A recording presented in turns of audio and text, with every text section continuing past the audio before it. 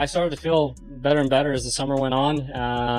Played a lot. Was getting worn down, but I was ready to keep on going. I started, like I said, feeling more and more comfortable as the weeks went on, and felt great this week. Really didn't, make a whole lot or take advantage of how I was hitting it, until I made a few yesterday to kind of get back and get things going. In 2025, Rickie Fowler's name was no longer showing up on leaderboards the way it used to.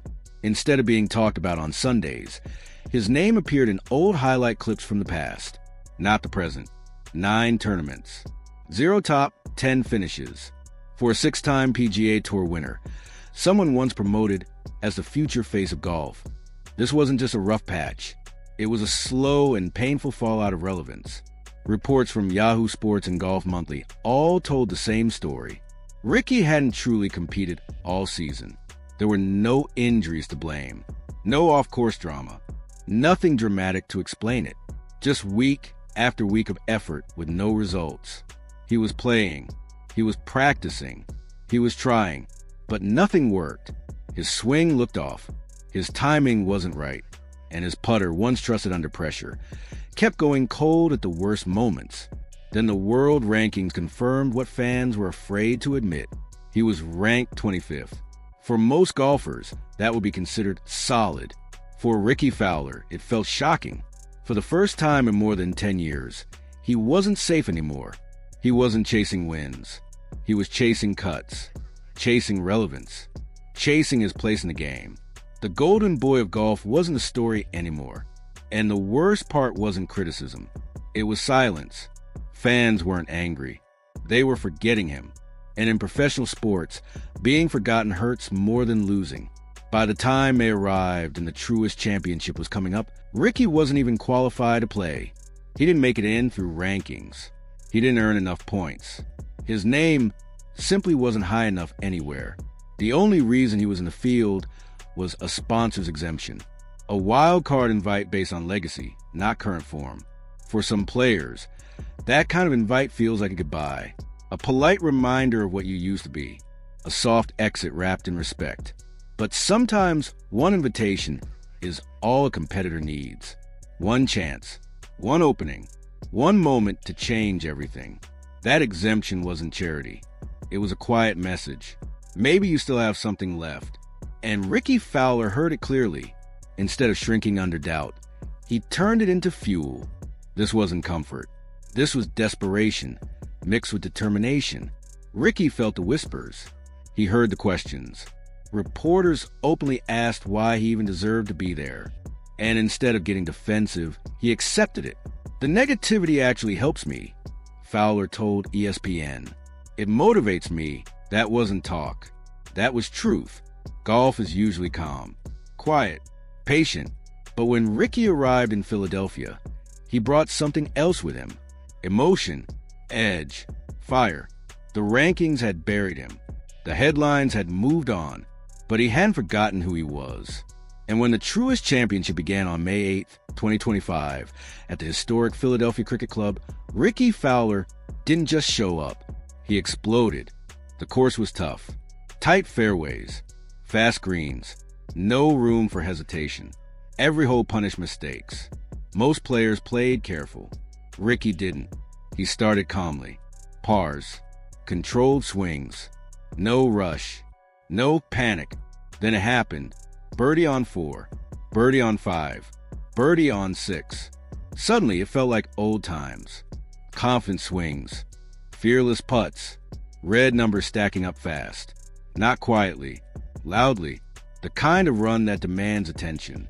The golf world hadn't been watching closely, but now it couldn't look away. As Rickie reached the back 9, his rhythm was clear. His body language had changed. Every shot looked planned, focused, sharp.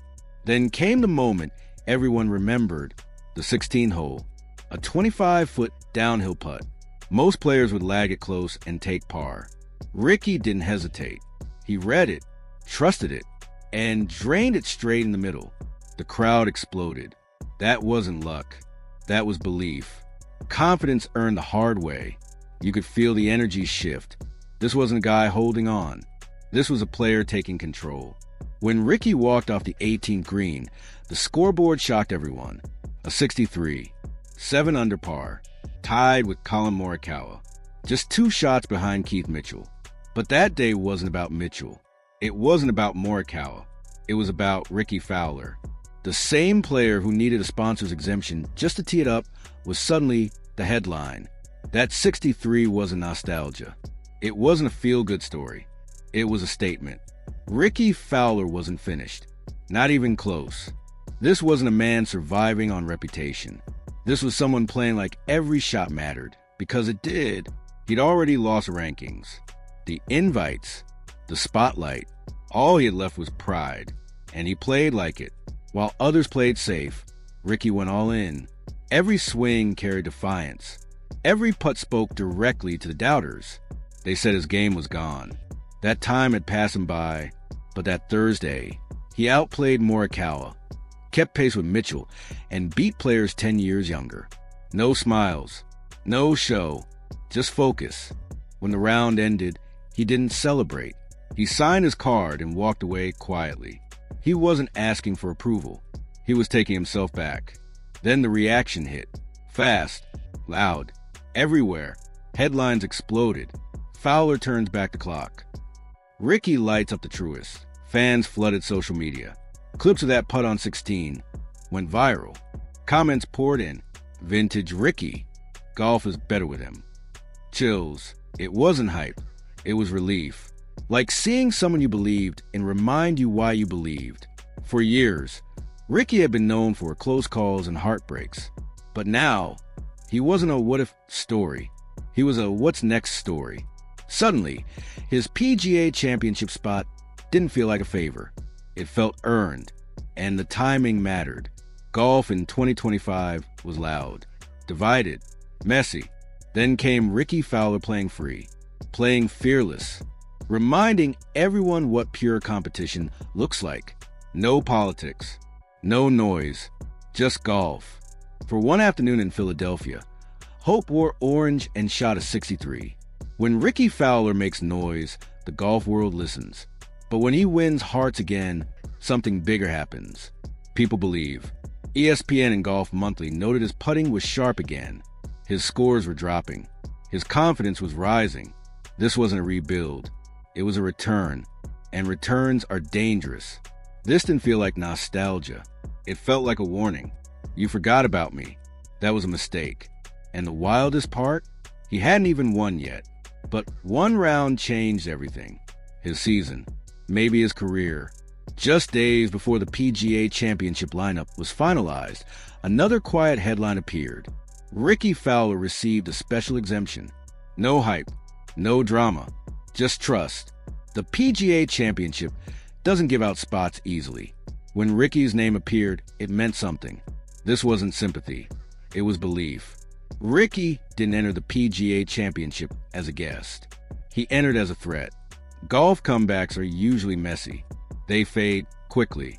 But what Rickie Fowler was doing in 2025 felt different. The rhythm was back. The confidence was real. The spark was growing. Even without a win, he was climbing again, and fans felt it. This wasn't just about Rickie Fowler. It was about resilience, about redemption, about why people fell in love with golf. In a season full of chaos, Rickie Fowler stepped back into the light and reminded everyone what belief looks like. The question now isn't whether he's back, it's how far this goes. Because when legends return, they don't just grab attention, they bring belief. And Rickie Fowler, he's not done, not even close.